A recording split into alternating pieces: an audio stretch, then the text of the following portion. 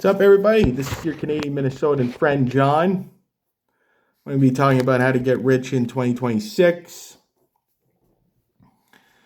how to become wealthy. You may feel like it's very hard, but it's very easy. And let's talk about the system a bit. We'll talk about the system. We'll talk about what to invest in, okay? So you become wealthy. It's very simple, okay? It's not hard to become wealthy. Everybody thinks it's hard. It's not hard at all. You could become a millionaire in 5 to 10 years.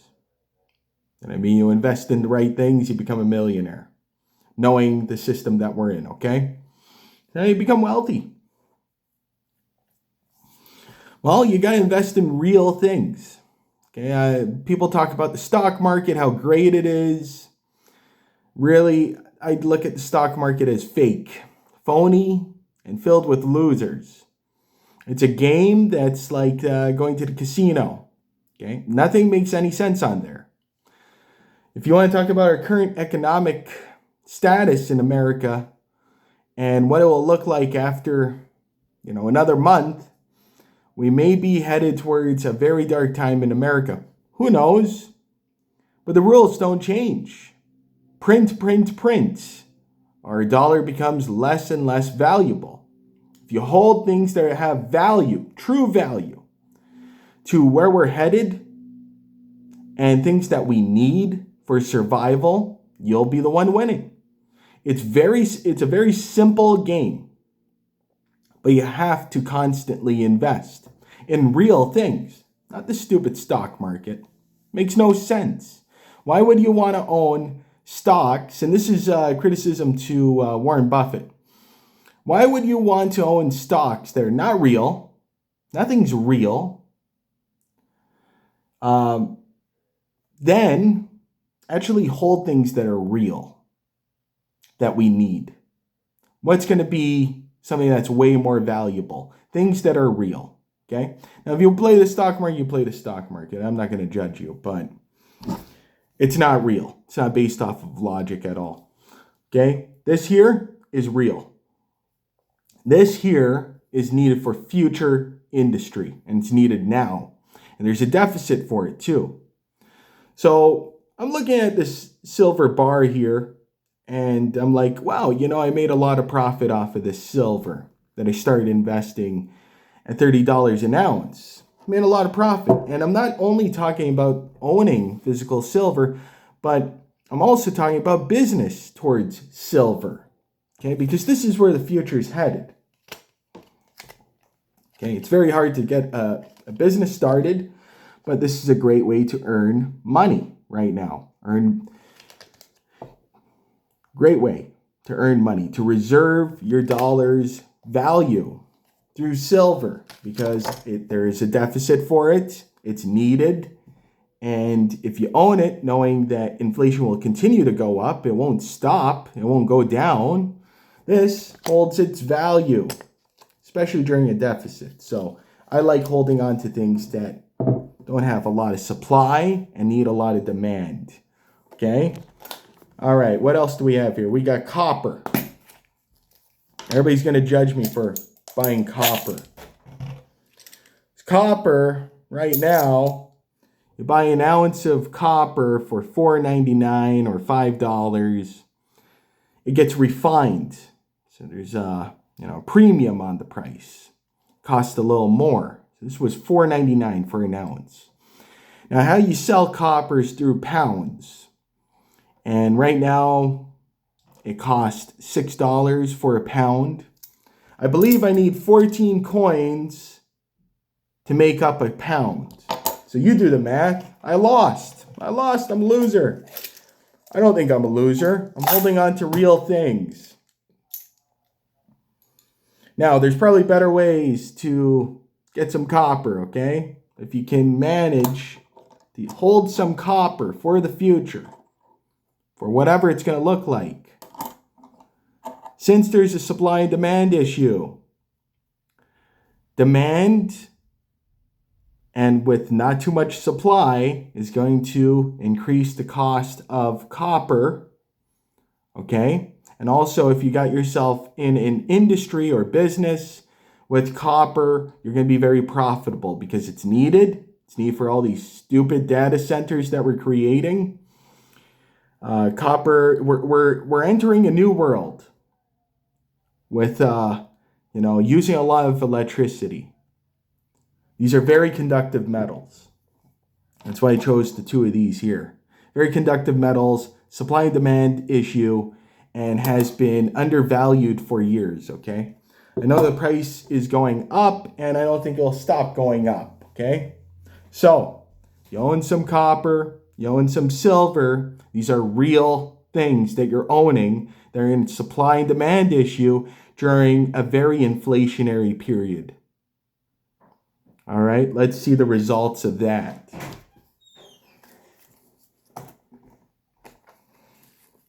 And of course, I would own some gold too, because gold reserves, if you want a saving account, gold is very good for a savings account because it protects you from inflation. So if you want a good savings account, gold is a great savings account. So I invest in some gold too. Okay, these metals here, they reserve their value, and I'm doing these two. They're both industry based. This is more industry based. This is monetary and industry, half. But I would buy these metals to make some profit in, some profit in 2026 moving forward. Okay, what else would I buy in 2026? If I had some leftover money, I would buy some land. I would buy real estate. I'm going to get more in details about this. So land, I would buy good land. Doesn't have to be a lot. I would still just buy some land. If you had money, buy some land with it. Why land? Land will always be useful. Trees, fertility, growing, food, water, if you get a body of water with your land. These are all things that will always hold their value. And then real estate. Where are we headed in the future? Well, we know we're headed towards more inflation and a significant amount of inflation. So if you see an opportunity with some real estate, whether it's a house or a rental, and I would buy rental, and it's, you do the math and it's good, buy a rental property and then rent it out, because where we're headed in the future is going to be a place where people are going to get out of school. They cannot afford a home. They're going to want to be renting. And it's going to be like one of the only options in the future. Where we're headed, where it looks like right now. Of course, things can change. They always do. But this has been a theme for, since we got off of the gold standard in like the 1970s. Things just keep getting more expensive. Now we're getting to the point where, the millennials and the generation after them, they can't afford houses. So we're getting to that point. And then the next generation, they're not going to be able to afford houses at all at this rate of inflation and everything.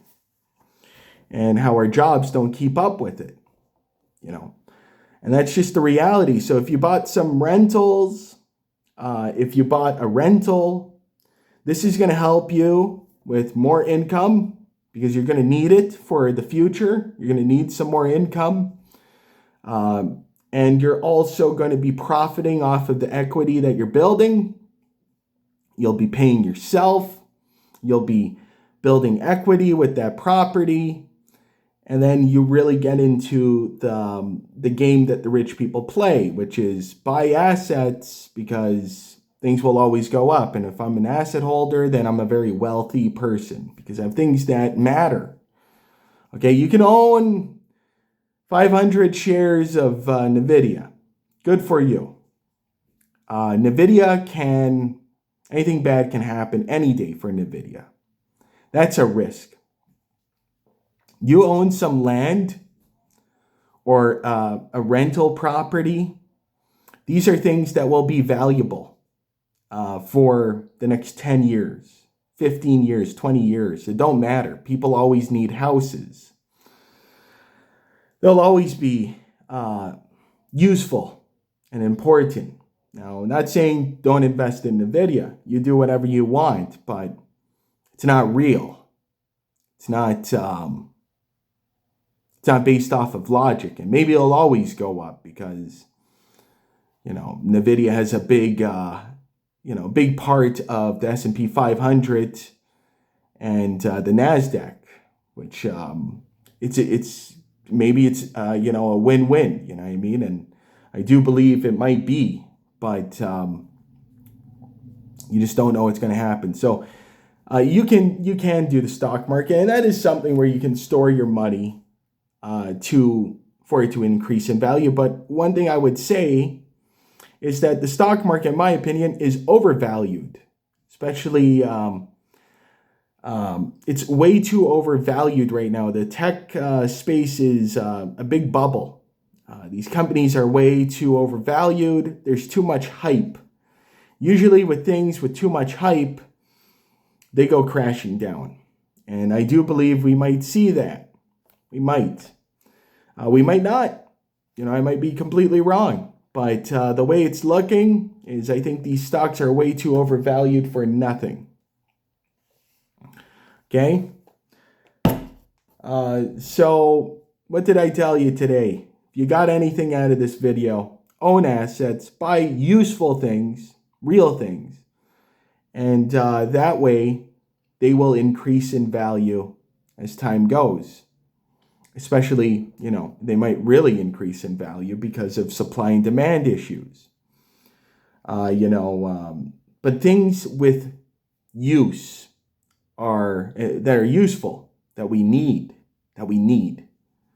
are important to invest in. And investing in the future as well.